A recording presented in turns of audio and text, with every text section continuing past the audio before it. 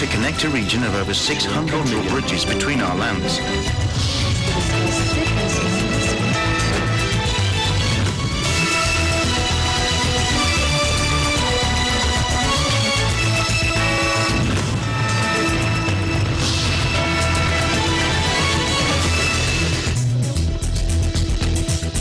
Hello, I'm Alma Angeles. Welcome to ASEAN in Focus. And with me today is Crystal Mapa. Hello, Crystal. I am Crystal Mapa from ABC Thailand Bureau, bringing you the news in the dynamic ASEAN region. On today's headlines. President Duterte approved the recommendation of the Interagency Task Force for the Management of Emerging Infectious Diseases to keep Metro Manila under general community quarantine for another month. Community quarantine classification. Itong Facebook naman. President Duterte scored social media giant Facebook over its decision to take down accounts and pages advocating something that is good. Yung advocacy ng gobyerno. Two-month-old twins were among at least 11 people killed in landslides across an Indonesian city early on Monday.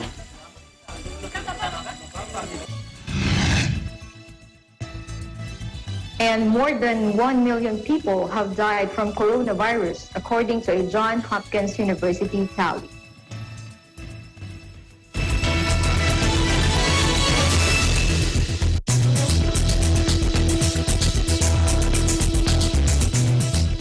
First, in the Philippines, President Duterte approved the recommendation of the Interagency Task Force for the Management of Emerging Infectious Diseases to keep Metro Manila under general community quarantine for another month. During a televised IATF-EID meeting with President Duterte in Malacanang on Monday night, Health Secretary Francisco Duque III said the National Capital Region, or NCR, as well as the province of Batangas and the cities of Tacloban, Bacolod, Iligan, and Iloilo will be under GCQ from October 1 to the 31st. Secretary Duque also announced that Lanao del Sur, including Marawi City, will remain under modified enhanced community quarantine to combat the spread of COVID-19. The rest of the country will be under modified general community quarantine, according to President Duterte, after Secretary Duque's report.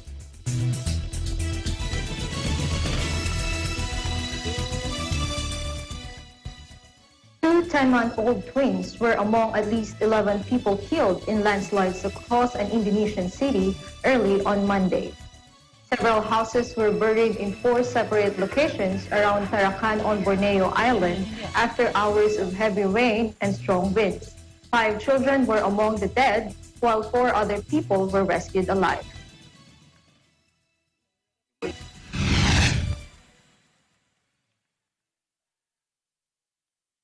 Sudah dapat warning dari teman-teman BMKG menginfokan bahwa di tanggal 27 sampai dengan tanggal 29 September itu akan terjadi anomali cuaca yang memang sangat ekstrim, hujan lebat dan angin kencang. Dan tadi malam betul terjadi pada pukul 12.00 waktu Indonesia Tengah, terjadi hujan yang sangat lebat sehingga mengakibatkan struktur tanah yang ada di dekat-dekat pemukiman, memang mereka tempat tinggalnya itu berada di dekat-dekat perbukitan, dekat-dekat bukit yang memang kalau kita lihat struktur tanahnya memang rawan sekali untuk terjadinya longsor. Local Search and Operation Chief Amiruddin said among the victims, we retrieved the body of a father and his 10-month-old twin boys. At least 19 homes were damaged across Tarakan. Fatal landslides and flash floods are very common across the Indonesian archipelago, where seasonal downpours are frequent and relentless.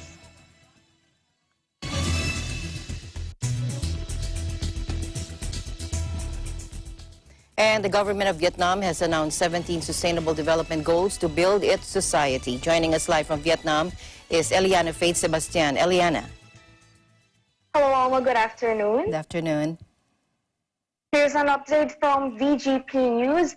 The government has announced 17 Sustainable Development Goals in its recently issued Resolution Number 136/NQCP on Sustainable Development through 2030. The resolution envisions the overall goal of sustaining economic growth in parallel with ensuring social progress and justice and environmental and ecological protection, effective management and utilization of natural resources, and proactive response to climate change. It aims to ensure that all citizens promote their full potential, participate in the development process, and equally benefit from the results of development, build a Vietnamese society that is peaceful, prosperous, inclusive, just, democratic, civilized, and sustainable.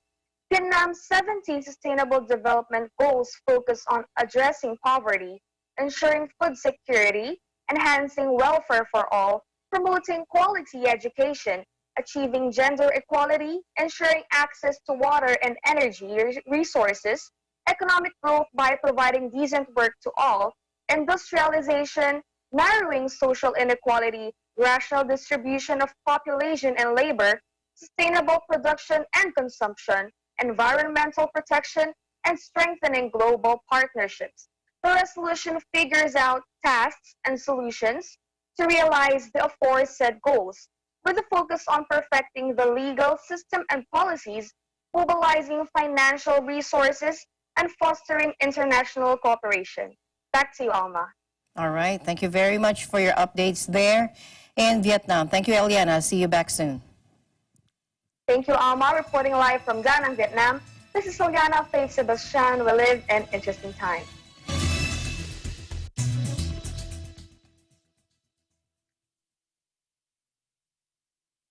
And in Thailand now, government approves another extension of emergency decree, and it approves entry of foreign nationals. Joining us live from Bangkok is Faye Barte. Hello, Faye. Good afternoon, Crystal, and good afternoon to our viewers. Here in Thailand, there will be 6 groups that are considered to be as clear to enter the Kingdom of Thailand. The first group would be foreign athletes that are joining the cycling event from October 6 to 16. Thai Airways International aircraft personnel for repatriation flights. The next would be holding non-immigrant visa without a work permit that have businesses here in the kingdom. Foreigners that are on a special tourist visa. APEC, or the Asia Pacific Economic Corporation business travel card holders from low-risk countries. And the last group would be foreigners that want to stay here in the kingdom for 60 days. However, Crystal, for these groups, they need to provide a 6-month bank statement that has at least 500,000 baht. The extension of the emergency decree has been approved for another month, and that will be through October 31. The rules under this emergency give the government the permission to impose mandatory quarantines and disease control measures without obtaining any approval from any government agencies. Back to you, Crystal. Thanks, Faye, for all your updates. Thank you for your time. Thank you very much, Crystal. This is Faye Barte reporting live from Bangkok, Thailand Bureau, and we live in interesting times. Here in the Philippines, the Department of Justice said it will look into government auditors' observations on the delay in the procurement of medicines for persons deprived of liberty in facilities run by the Bureau of Corrections. Justice Secretary Maynardo Guevara, in a message to reporters, said any delay in terms of procurement and delivery should immediately be addressed. In its report, the Commission of Audit said 7 procurement contracts for 65.53 million pesos worth of medicines and drugs were awarded beyond the maximum 90-day period last year. There were also 14 projects totaling 56,561,041 pesos with winning proponent bidder, but no notice to proceed had been issued even after the lapse of 90 days. COA urged Bucor to comply with the procurement timeline stated under Republic Act 9184 or the Government Procurement Reform Act. The Bucor earlier said that belated procurement activities may have been triggered by the Ombudsman's suspension of the chairman of its Bids and Awards Committee.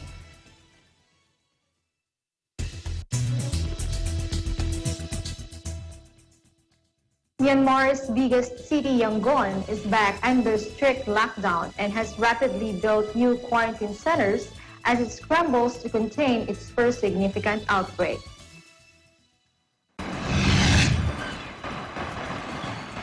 Around 6,000 people have been quarantined in the city, and state media reported Saturday that 7 new facilities had been built to isolate another 1,000 people. Myanmar has one of the world's most impoverished healthcare systems, but it had until recently remained relatively unscathed by the pandemic. Last month, there were fewer than 400 total confirmed cases nationwide and just 6 deaths from the disease. The rising case numbers in the country's west quickly spread elsewhere, and infection numbers have doubled every week. They are expected to pass 10,000 in the coming days, with a current death toll of 174. Residents have been told to stay at home unless working in certain key industries or shopping for food or medical supplies. Domestic travel out of the city is forbidden, and a ban on international commercial flights has been extended until the end of October. Myanmar civilian leader Aung San Suu Kyi has placed herself front and center in the nation's fight against the disease. In an address to the nation Friday, she urged the country to ignore the spread of false rumors and ridiculous treatments. A leaked letter this week showed the government was even making preparations to distribute basic foods to the city's 7 million people, sowing fears an even stricter lockdown could be on the cards. But Suu Kyi's spokesman Zhao Tai dismissed the possibility, telling reporters Friday that authorities were just making contingency plans for the worst-case scenario. Malacanang said the national government is reopening the economy to alleviate hunger among Filipinos affected by COVID-19 related lockdowns. Now this after a social weather survey conducted from September 17 to the 20th showed a hunger incidence of 30.7%. Now that is the highest rate since the previous record of 23.8% in March 2012. Presidential spokesperson Harry Roque said the palace is saddened by this survey result. But he also noted that reopening the economy would slowly alleviate hunger among Filipinos. Let's listen in. Well, Joyce, unang-una, nakakalungkot itong balitang ito. No? At kaya nga po tayong nagbubukas ng ekonomiya para mapababa yung mga numero, lalong-lalo na ng mga nagugutom. Pero alam niyo po, ang Metro Manila, where 60% of our GDP comes from, matagal na po tayong naka-GCQ. No? At hindi ko po alam ang magiging classification for the next month. Pero kapag GCQ po kasi, bahagya lang bukas ng ekonomiya. Mga 50% lang po ang bukas. Under MGCQ, mga 75% po ng ekonomiya ang bukas. So naintindihan na ito po ang dahilan talaga kung bakit yung mga karpintero, mga drivers, mga konduktor, yung mga limited pang mga transportation, sila po talaga ngayon siguro ang nakatikim o naka-experience ng kagutuman. No? Pero ang pakiusap po ng lahat namin, ng gobyerno natin ngayon, sa lahat, no, itong buwan na po tayong nabubuhay na nandiyan ang COVID-19, mabait naman po ang Panginoon sa atin. Karamihan ng mga kaso ay mild asymptomatic, 1.7% mababa po yan, yung ating death rate. Ang pakiusap natin, pwede naman pong magtrabaho habang nandiyan ang COVID-19. Doon nga po sa ad campaign natin ngayon, ang presidente ng nakikiusap, mask, hugas, iwas, dahil kinakailangan po nating pangalagaan ang ating kalusugan para tayo po ay makapaghanap buhay. Now, hindi naman po tayo pabaya, no, doon sa obligasyon ng Estado na magbigay ng tulong dito sa mga sektor na ito. No?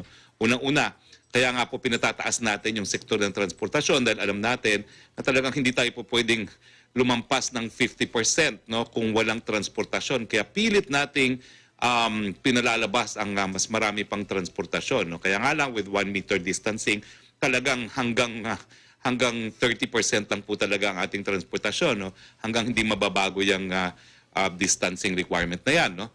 Kahit patakbuhin pa po natin lahat ng bus, lahat ng jeepney, no? Dahil nga po may 1 meter distancing, hindi pa rin mabibigyan ng sapat na transportasyon ng lahat. No? Gustuhin man natin buksan na mas malaki pang ating ekonomiya. Pero nagbibigay po tayo ngayon ng ayuda sa mga lugar na subject to localized lockdown or granular lockdown. Patuloy po ang pagbibigay natin ng tulong dun sa mga nawalan ng trabaho. May 2 programa po ang DOLE tungkol dito, yung COVID-19 Adjustment Program at saka yung TUPAD, yung work for cash program, at nandyan din po yung small business subsidy, salary subsidy ng Department of Finance, at nandyan din po ang Bayanihan 2, no? Kung saan nagbibigay tayo ng mga pautang sa lahat ng mga nawalan ng trabaho na gusto magsimula ng sariling negosyo. At siyempre po, nandyan din yung ating 2021 budget, no? 4.5 trillion. At napaloob po dyan sa budget na yan, yung mas marami pang trabaho para pa nga po mapababa pa natin ng husto ang numero ng mga nagugutom.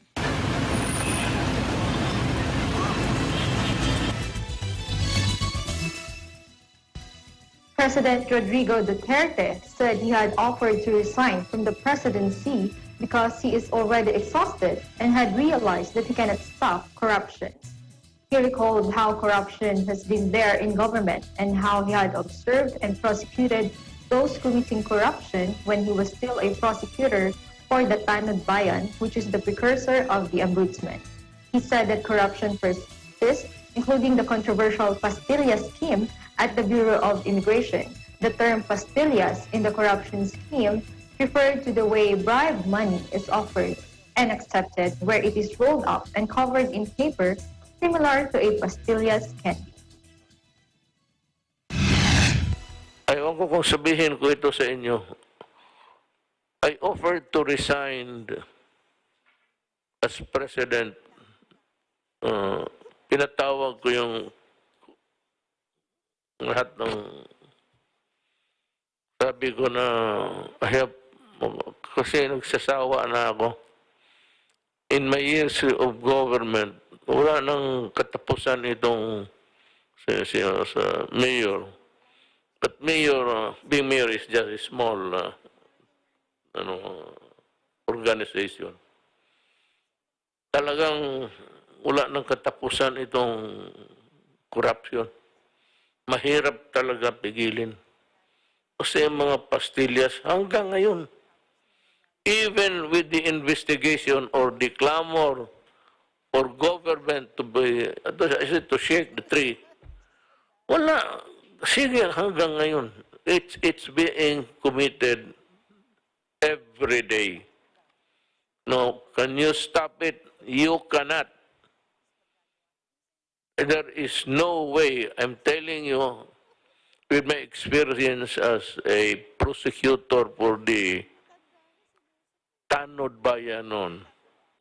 I was a special prosecutor for the Tanod Bayan, ang predecessor ng ombudsman.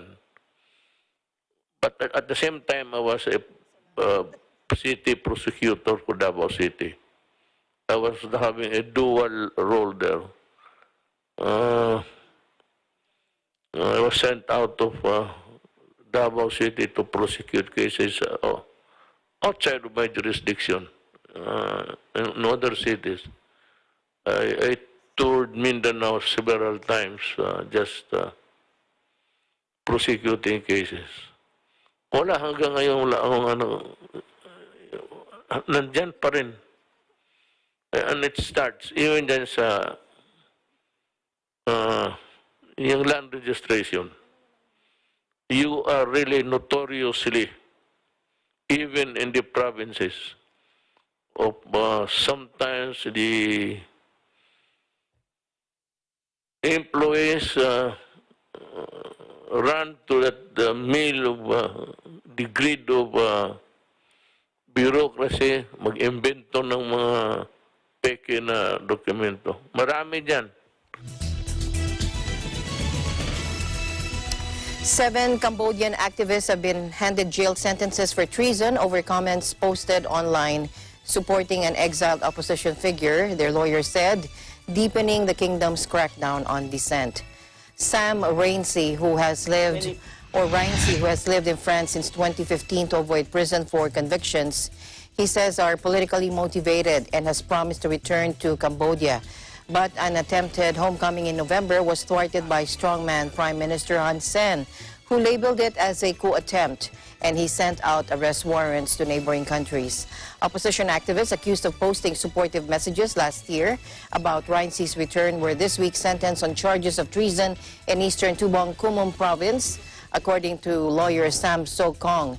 4 in hiding were sentenced to 7 years in absentia, with warrants issued for their arrest, while another activist given the same sentence is already in prison.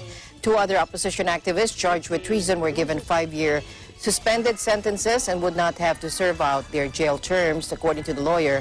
The pair have since defected to the ruling party. The United Nations said Cambodia has arrested 24 human rights campaigners since late July. Now, those detained include opposition activists, environmental campaigners, and rappers whose songs discuss social issues. Government spokesman Pai Sigpan defended the government's crackdown. He said the arrests were to prevent chaos and to ensure that order and regularity of people's lives are there.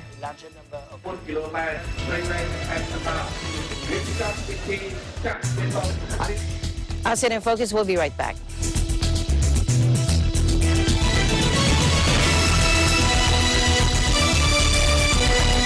Do you want to earn a degree while you work? New Era University now offers Expanded Tertiary Education Equivalency and Accreditation Program, or ETIAP. ETIAP is an educational scheme that recognizes knowledge, skills, and prior learning obtained by individuals from non-formal and informal education experiences. It is implemented through deputized higher educational institutions like the New Era University that awards the appropriate degrees. Programs offered are the following: Master's Program, Masters of Arts in Education, major in Educational Management, Master's Program in Business Administration, Bachelor of Arts in Science, major in Political Science, Bachelor of Arts in Science, major in Mass Communication, Bachelor of Science in Education, major in Filipino, major in English, Bachelor of Science in Business Administration with majors in Human Resources Development, Marketing Management, and Financial Management. Beneficiaries must be Filipinos who have attained at least high school level of education. The program is flexible and you don't need to attend regular classes. Expanded Tertiary Education Equivalency and Accreditation Program, or ETIAP, is under the supervision of Dr. Nilo L. Rosas, the University President, and Professor Anita P. Santos, Director of ETIAP. For more information, contact the following: Cristina Moreno, 0995-138-0786, or email cvmoreno@meu.edu.ph, or Arlene Sarmiento, 0906-298-9150, or email cedctl@meu.edu.ph. What are you waiting for? Let New Era University be your partner in achieving your dreams.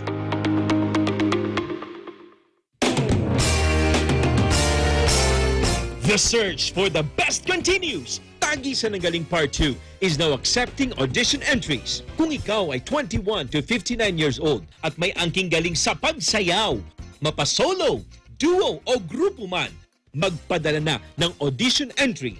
Narito ang mga guidelines.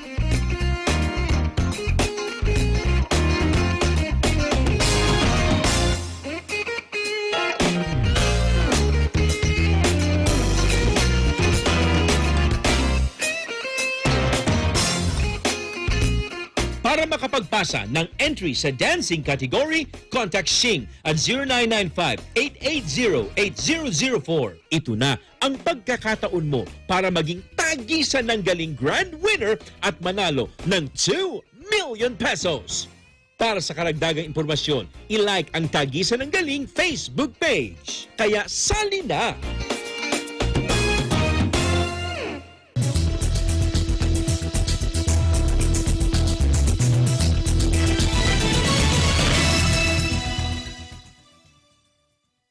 Some 120 million tests for COVID-19 will be made available to poorer countries at $5 each, the World Health Organization announces, if it can find the money. Let's watch. Last week, we reached an important milestone in which WHO issued the first emergency use listing for a quality antigen-based rapid diagnostic test, and we expect other rapid tests to follow. Today, I have good news. I'm pleased to announce that thanks to an agreement between WHO and partners here today and others, A substantial proportion of these rapid tests, 120 million, will be made available to low and middle-income countries. These tests provide reliable results in approximately 15 to 30 minutes, rather than hours or days at a lower price with less sophisticated equipment. Volume guarantee agreements have been developed between two manufacturers and the Bill and Melinda Gates Foundation, which will make 120 million of these new highly portable and easy-to-use rapid diagnostic tests available over a period of 6 months. Currently, they are priced at a maximum of $5 per unit. These are already substantially cheaper than PCR tests, and we expect the price to come down. Testing is at the forefront of the response.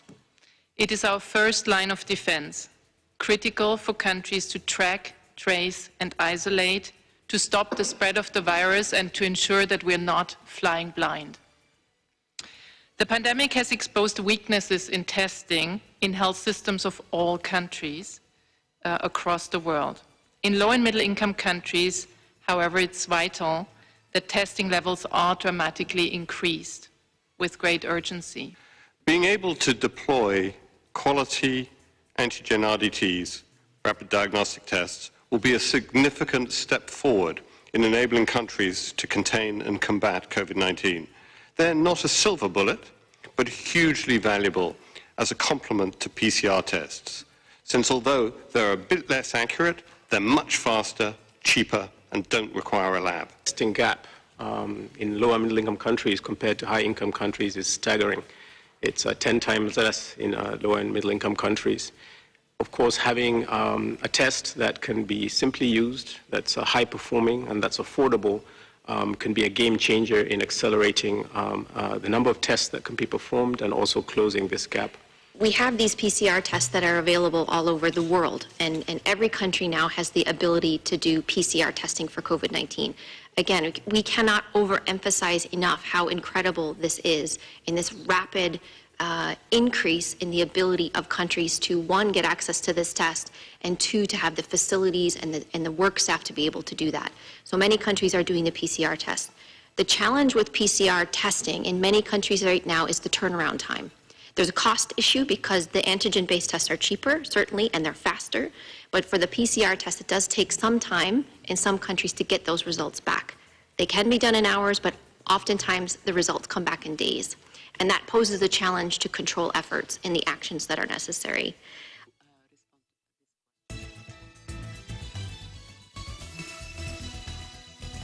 Last week, the WHO issued the first emergency use listing for a quality antigen-based rapid diagnostic test, with others expected to follow. He said that if the poorest countries were testing at the same rate as the richest, 120 million tests would not last 2 weeks. The tests could be used where PCR tests are unavailable, quickly testing contacts where a PCR test has confirmed a case, and in places with widespread community transmission. The tests are being produced by 2 companies, U.S. multinational Abbott Laboratories and South Korea-based SD Biosensor. More than 1 million people have died from the coronavirus, according to a Johns Hopkins University tally, marking a grim milestone in the spread of the disease that has ravaged the world economy, inflamed diplomatic tensions, and upended lives. By 11:23 a.m. local time Tuesday, the disease had claimed 1,867,000 victims from 33,282,969 recorded infections. The United States has the highest death toll with more than 200,000 fatalities, followed by Brazil, India, Mexico, and Britain. Masks and social distancing in shops, cafes, and public transport are now part of everyday life in many cities around the world. The IMF has warned that the economic upheaval could cause a crisis like no other, though the fund's outlook appears brighter now than it did in June.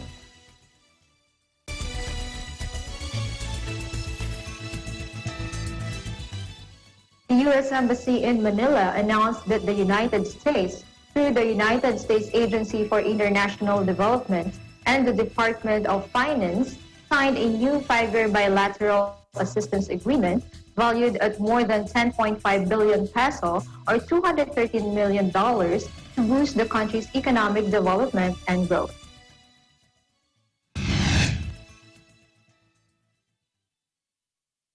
This agreement enables USAID and the Philippines to deepen their commitment to accelerate inclusive, broad-based economic growth through policies that increase investment and trade throughout the Philippines. USAID Mission Director Lawrence Hardy II said, and I quote, this new USAID and Department of Finance bilateral agreement will expand our support to help the Philippines achieve long-term private sector-led economic growth and strengthen economic governance. These programs will create jobs and help ensure a more inclusive, broad-based economic development, unquote. This bilateral agreement with the DOF is one of 4 new 5-year USAID Government of Philippines Development Assistance agreements launching in 2020, with an anticipated total value of 32.7 billion pesos or $675 million over 5 years. The other new agreements include Department of Health, to improve underserved Filipinos' health by strengthening health systems while improving the quality of health services, especially in treating tuberculosis, providing access to those who seek family planning services, and community-based drug dependence treatment.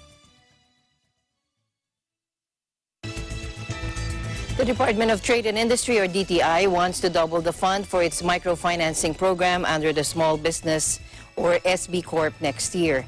During the department's budget hearing in the Senate on Monday, DTI Secretary Ramon Lopez proposed to increase the SB Corp's budget from the annual allocation of 1.5 billion pesos to 3 billion pesos in 2021. Under the Bayanihan to Recover as One Act, or Bayanihan 2, lawmakers allotted 10 billion pesos for SB Corp, the financing arm of DTI, to roll out the COVID-19 assistance to restart enterprises, or CARES program, and other lending programs.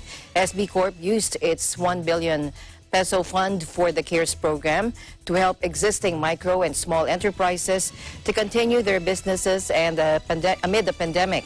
To further reach more MISMIS, or MSMEs, across the country, Lopez said SB Corp will tap the negosyo centers nationwide to accept loan applications under the CARES program and give business advice to them. SB Corp has also opened online applications for interested borrowers.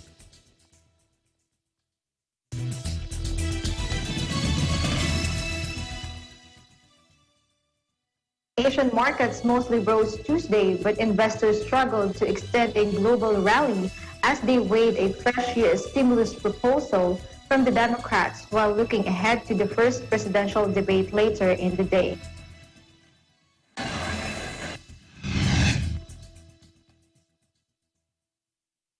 Tuesday sees the first debate between Donald Trump and Joe Biden, which will be closely watched as the president comes under pressure after a report at the weekend said he had paid barely any federal income tax for years. Bargain buying and upbeat economic news from China provided support Monday, but the ever-present specter of the coronavirus and their imposition of containment measures in several countries were keeping optimism at bay. A major hindrance to further upside is the lack of movement on Capitol Hill in stimulus stocks, with both sides digging in and making the chances of a new package unlikely before the November 3 presidential election. In early trade, Hong Kong and Tokyo were in negative territory along with Wellington and Manila, though Shanghai, Seoul, Singapore, and Jakarta all posted nice gains. Sydney and Taipei were also up.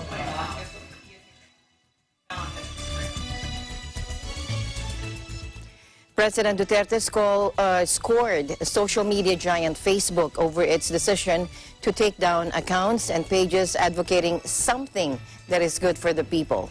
President Duterte was reacting to Facebook's move to take down several pages and accounts allegedly linked to the military and police for coordinated inauthentic behavior last week. The president said his government is not advocating mass destruction, but fighting insurgency that has killed thousands of soldiers and civilians in more than 50 years. Let's listen in. Itong Facebook naman, I just, from what I have learned in the past days, na pati yung advocacy ng gobyerno, tinatanggal. So what's the purpose of you being here? If government itself, Facebook, listen to me. We allow you to operate here, hoping that you could help us also. Now, if government cannot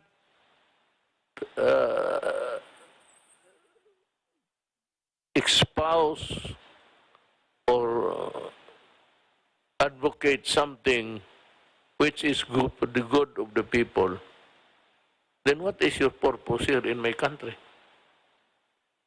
Tapos yung left, in-encourage kayo, then you believe in the left, and to the point of almost make a sweeping move to yung sa health, website ng health, military, we're fighting a war. You know, Facebook, insurgency is about overturning government. What would be the point? I said before, in my eyes, what would be the point of allowing you to continue if you cannot help us? We are not advocating mass destruction.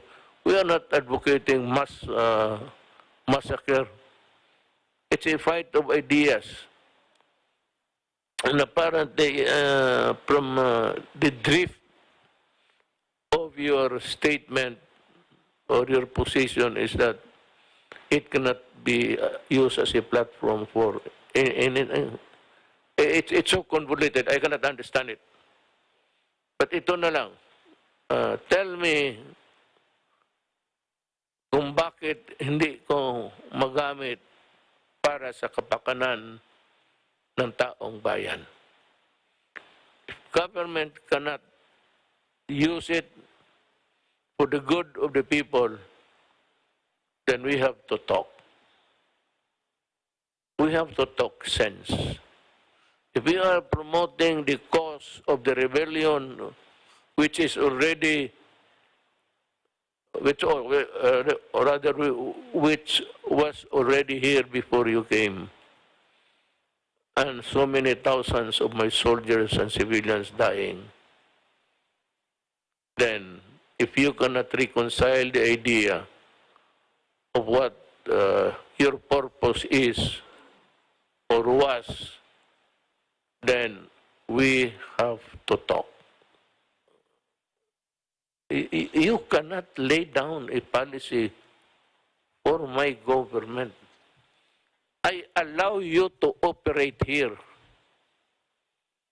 You cannot bar or prevent me from espousing the objectives of government. But you know that there is a left there. The left is the National Democratic Front.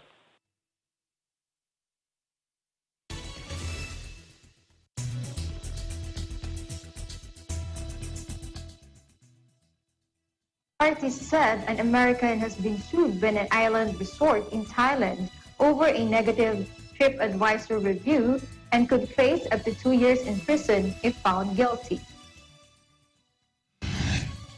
Domestic tourism is still happening in Thailand, where coronavirus numbers are relatively low, with locals and expats heading to near-empty resorts, including Koh Chang Island, famed for its sandy beaches and turquoise waters.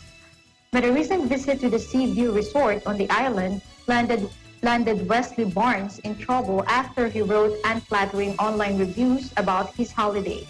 Barnes, who works in Thailand, was arrested by immigration police and returned to Koh Chang, where he was briefly detained and then freed on bail.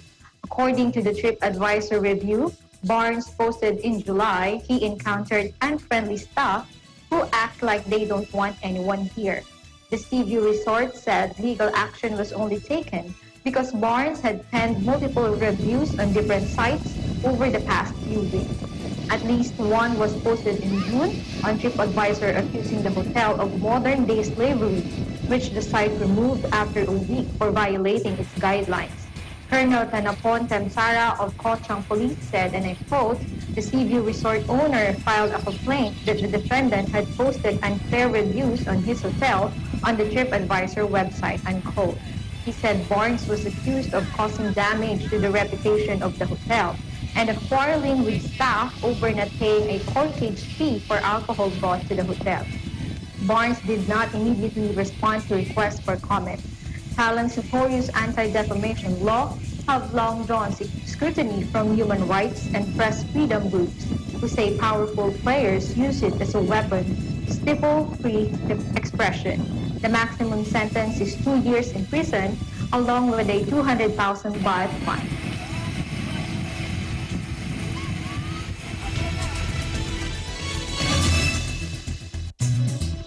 ASEAN in Focus will be right back.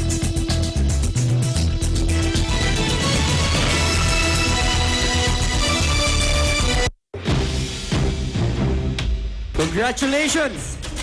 Lloyd Sarausos! Pinangako ko rin sa sarili ko na kahit anong mangyari, kahit ilang beses madapa, babangon ako para abutin ang aking pangarap. Eric and Jenny Morandarte! Makikita mo yung pagmamahal kapag pagkasama kayong kumakanta. As na kumakanta kami ng mula sa puso. Purple Heart! Here I am joining Tagisan ng Galing, hoping that the judges will also see the star in me. Tatlong contenders ang magtutunggalian sa kantahan. Abangan natin kung sino kina Lloyd Sarausos, Eric and Jenny Morandarte at Purple Heart ang unang pagpwesto sa quarter elimination.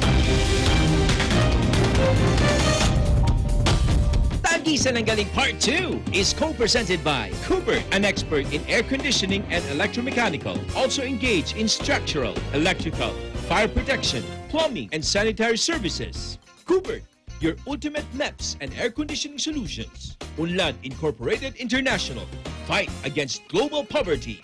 Canrib Corporation, your ventilation and air conditioning specialist. Our sponsors, BDO, we find ways. JRC Industrial Sales, RS Square Variables Incorporated, your trusted UPS supplier and UPS maintenance provider in Luzon, Visayas, and Mindanao. Chris Rack Enterprises, Victory Carpentry, DOP Asiatic Pest Control Services, and AUB Aspire for the Future in partnership with New Era University ETAP, Expanded Tertiary Education, Equivalency and Accreditation Program. Embrace Cafe, we embrace differently abled persons.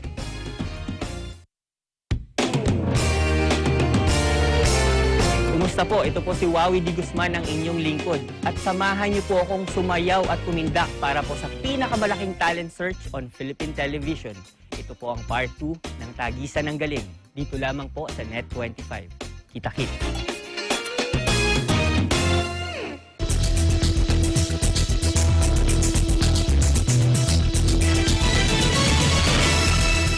Asia-Pacific Economic Cooperation or APEC member economies remain committed to stepping up coordinated actions and aligning initiatives towards boosting health systems in the region amid the wide-ranging impacts of COVID-19 pandemic. The commitment was conveyed at the APEC meeting themed Building a Resilient Asia-Pacific in a COVID-19 World, according to a written statement issued by the APEC Health Working Group and APEC Life Sciences Innovation Forum.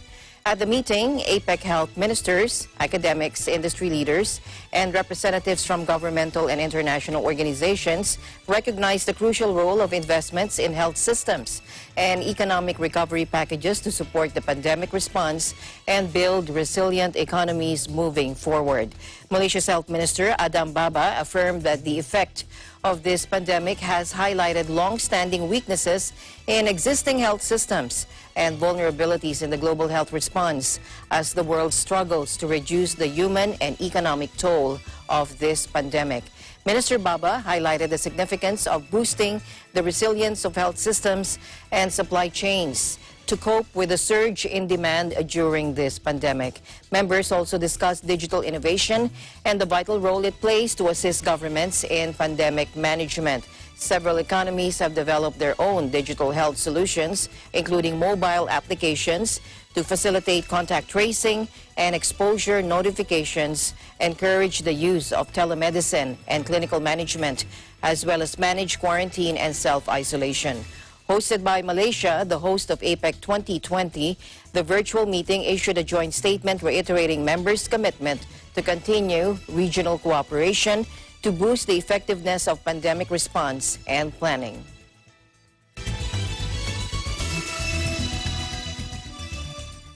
Cruising on an empty Bangkok highway, 63-year-old Nonglak Charutichai, the oldest member of Thailand's longboard national team, says taking up the sport set her on the road to recovery from breast cancer. Diagnosed a decade ago, Nonglak, who goes by the nickname Jab, had surgery and chemotherapy, her body withering to skin and bones.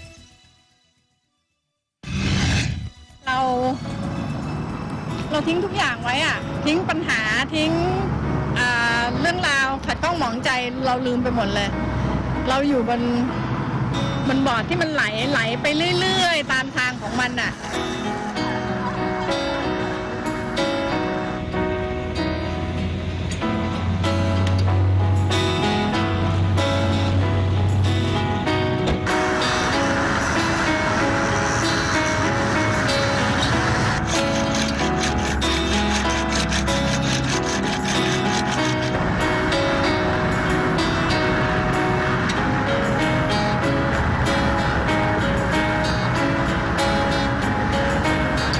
ค่อนข้างมั่นใจเลยว่าเพราะว่าเราได้มาเล่นลองบอร์ดเนี่ยเหมือนการมาเล่นลองบอร์ดมันไม่ใช่แค่ได้ไถกระดานจากข้างบนลงไปข้างล่างใช่ไหมแต่ระหว่างทางที่เราเดินกลับขึ้นไปเนี่ยก็เท่ากับเราได้ออกกำลังกายไปในตัว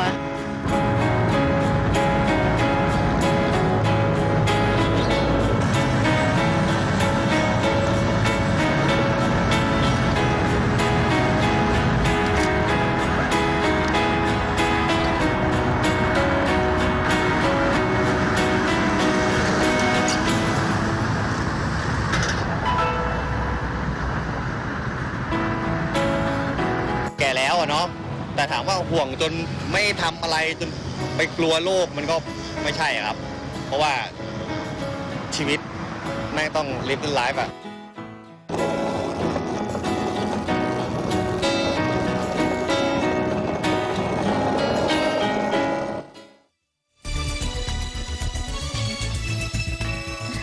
Thank you, Crystal, for helping me out today. Around the ASEAN region, thank you so much for watching.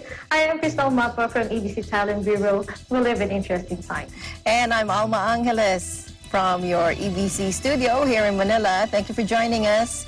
We live in interesting times.